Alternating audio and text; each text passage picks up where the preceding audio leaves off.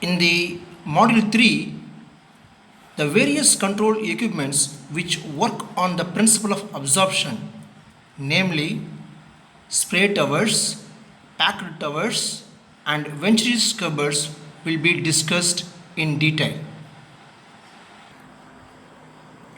What is a spray tower?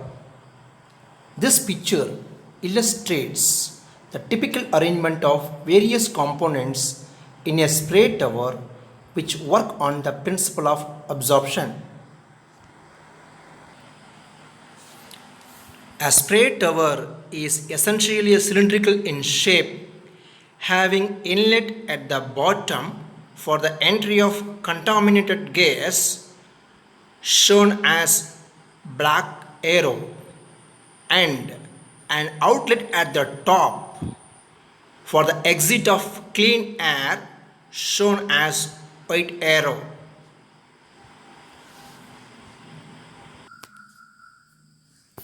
Inside the cylinder, nozzles are arranged to spray liquid drops onto the contaminated gas.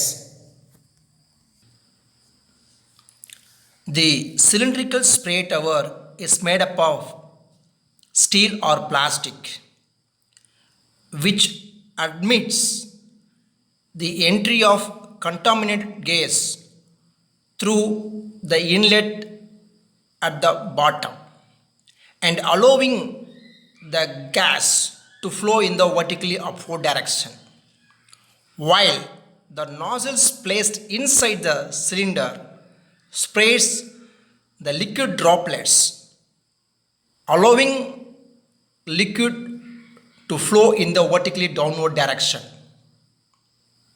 Here, the flow of gas and the liquid moves in the opposite direction, creating a counter current flow.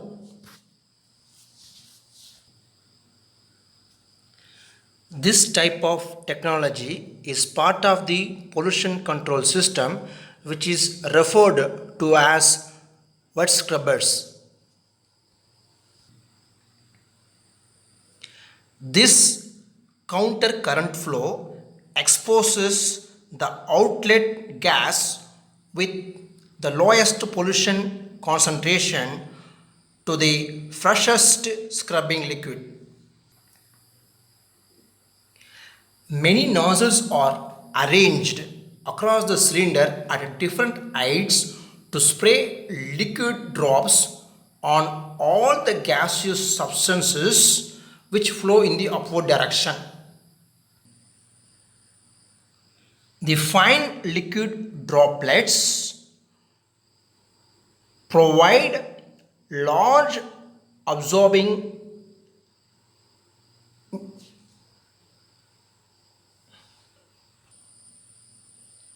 surface area for absorbing gas by impacting on pollutant particles. Size of the liquid droplets, more will be the collection efficiency of the gas and particulate pollutants. Therefore, the spray tower uses nozzles to produce liquid droplets that are usually 500 to 1000 micron in diameter. The velocity of gas flow is kept low from 0.3 meter per second to 1.2 meter per second, that is 1 feet per second to 4 feet per second. In order to maintain low gas velocity, the spray towers are larger than other scrubbers. Consequently, the total liquid surface area reduces, resulting in the reduction of collection efficiency in case of scrubbers. The spray towers are generally used for gas absorption but they are not as effective as packed and plate towers.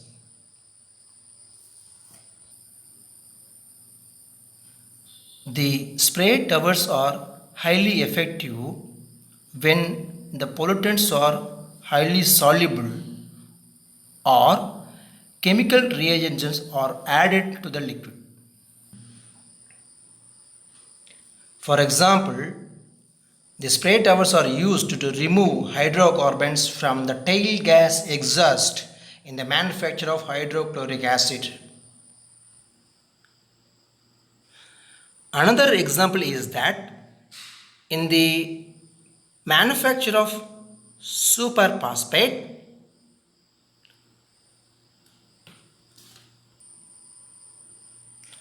for making fertilizers, silicon tetrafluorine, hydrogen fluoride gases are vented in various points in the process. The spray towers are generally preferred for these highly soluble components. The spray towers are also used to remove odors in the bone meal and tallow manufacturing industries by